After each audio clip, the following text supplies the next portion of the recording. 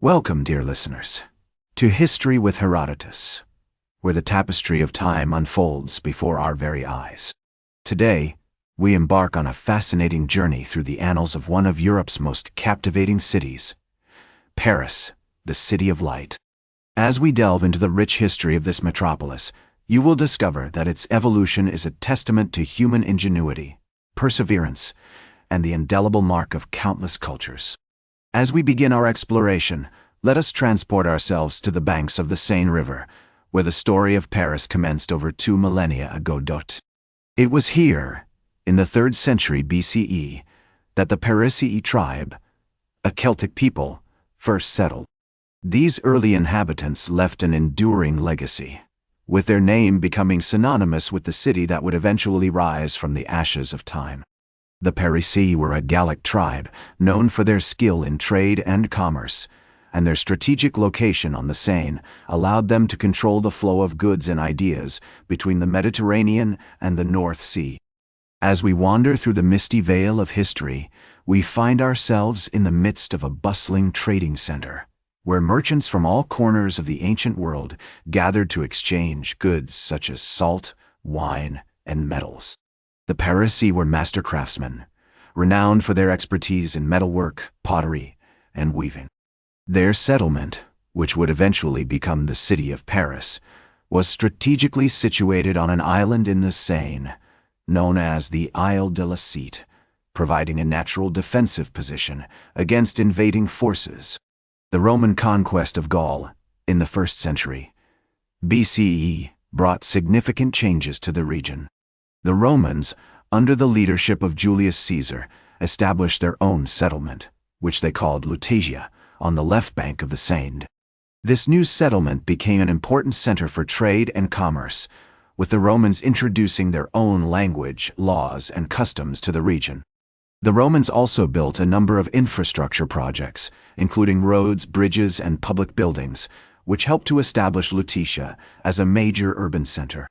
As we explore the early history of Paris, it's essential to acknowledge the significant impact of the Romans on the city's development. The Roman occupation introduced new technologies, languages, and cultural practices that would shape the city's identity for centuries to come. Under Roman rule, Lutetia became an important center for trade, commerce, and learning, attracting scholars, merchants, and travelers from across the empire.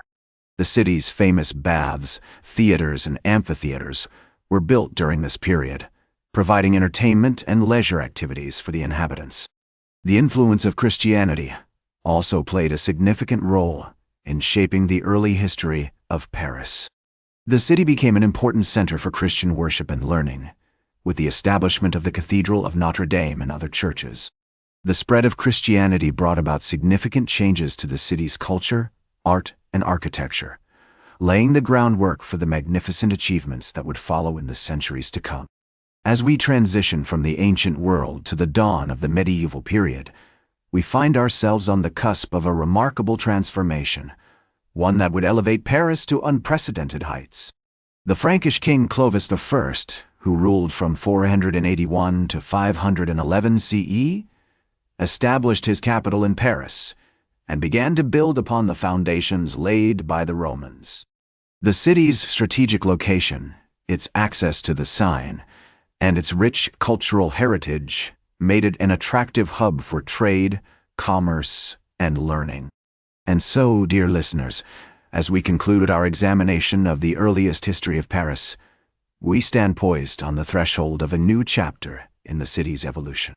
The stage is set for the emergence of a metropolis that would become synonymous with art, literature, philosophy, and innovation. Join me next as we embark on an exhilarating journey through the most pivotal events in the history of Paris, where the city's ascendancy to greatness will be revealed in all its glory, and the seeds sown in these early centuries will bear fruit in an explosion of creativity and progress that will shape the course of Western civilization.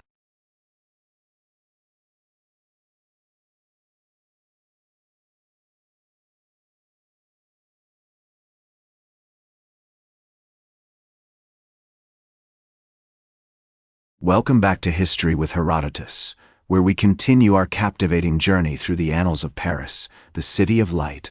As we left off in our previous exploration, the city was poised on the threshold of a new chapter in its evolution, with the Frankish king Clovis establishing his capital in Paris and building upon the foundations laid by the Romans.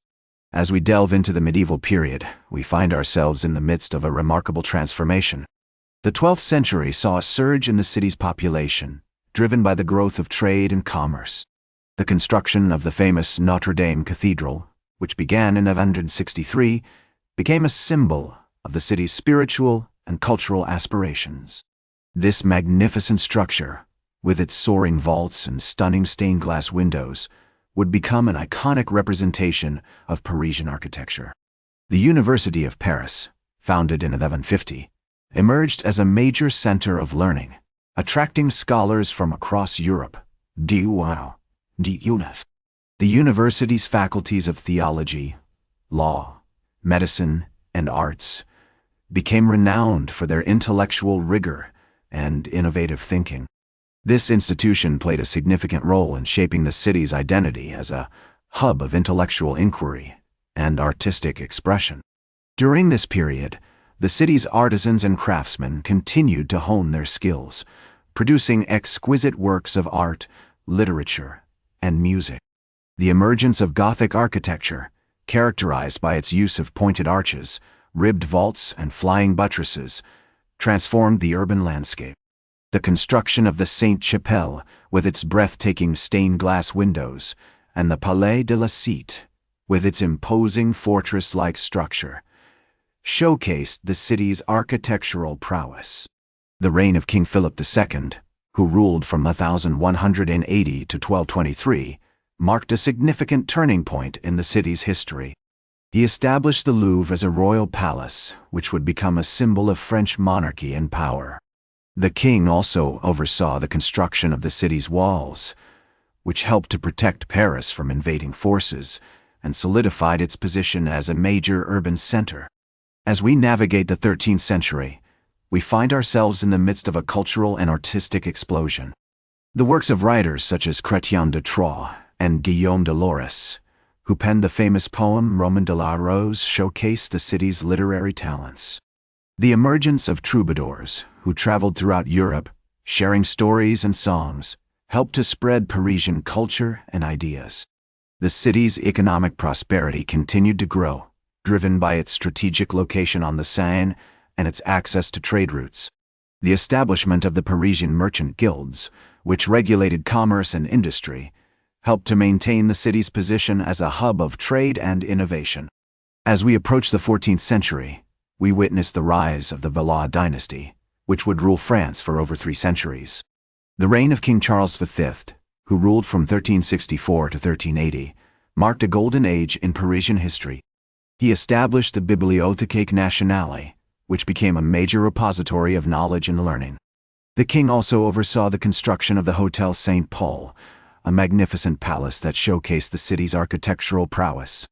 And so, dear listeners, as we conclude our exploration of medieval Paris, we find ourselves in awe of the city's transformation into a vibrant center of culture, learning, and innovation. The seeds sown during this period would bear fruit in the centuries to come, shaping the course of Western civilization. Join me next as we embark on an exhilarating journey through the Renaissance and beyond, where Paris will continue to evolve and flourish, becoming the city of light that we know and love today.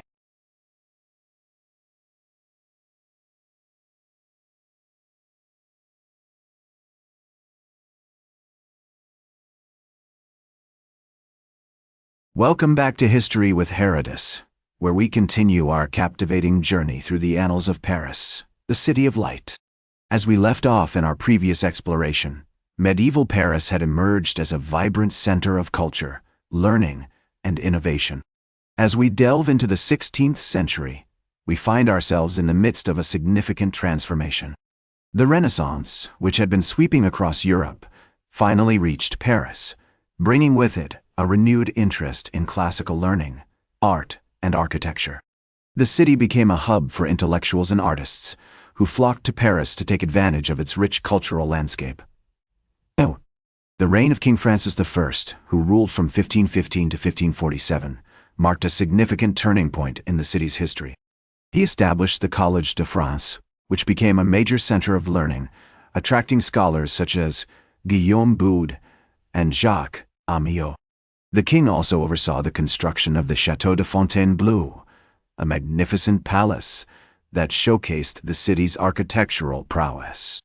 The 17th century saw the rise of absolutism in France, with King Louis XIV, who ruled from 1643 to 1715, consolidating power and establishing the Palace of Versailles as the seat of royal authority. While this marked a decline in the city's independence, it also led to significant investments in infrastructure, including the construction of new roads, bridges, and public buildings. The Enlightenment, which emerged in the 18th century, had a profound impact on Paris. Thinkers such as Voltaire, Rousseau, and Diderot, who frequented the city's salons and coffee houses, helped shape the intellectual landscape of the city. The establishment of the Encyclopédie, a comprehensive reference work that aimed to summarize all human knowledge, showcased the city's commitment to learning and intellectual inquiry. As we approach the French Revolution, which began in 1789, we witness a significant turning point in the city's history. The storming of the Bastille, which took place on July 14, 1789, marked the beginning of the end of absolute monarchy in France. The Reign of Terror, which followed, saw significant violence and upheaval, but ultimately led to the establishment of the First French Republic. The 19th century saw significant transformations in Paris, with the city undergoing major renovations under the direction of Napoleon III and his prefect, Georges-Eugène Haussmann.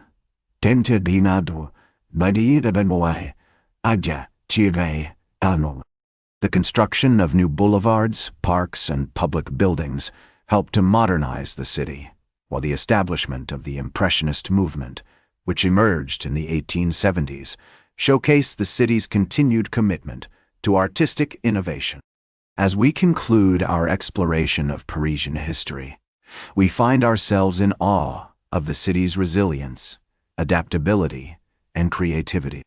From its humble beginnings as a small trading post to its current status as a global capital of culture, fashion, and learning, Paris has consistently demonstrated an ability to evolve, innovate, and thrive. As the French say, Paris sera toujours Paris. Paris will always be Paris. In the words of the great French writer, Victor Hugo, Paris is a city that is always being reborn, always being transformed, and always remaining itself. As we bid farewell to our journey through the annals of Paris, we are reminded of the city's timeless appeal, its ability to inspire, educate, and delight. Join me next time as we explore other fascinating cities and cultures from around the world. That's all for today's History with Herodotus. Remember to like, share, and subscribe.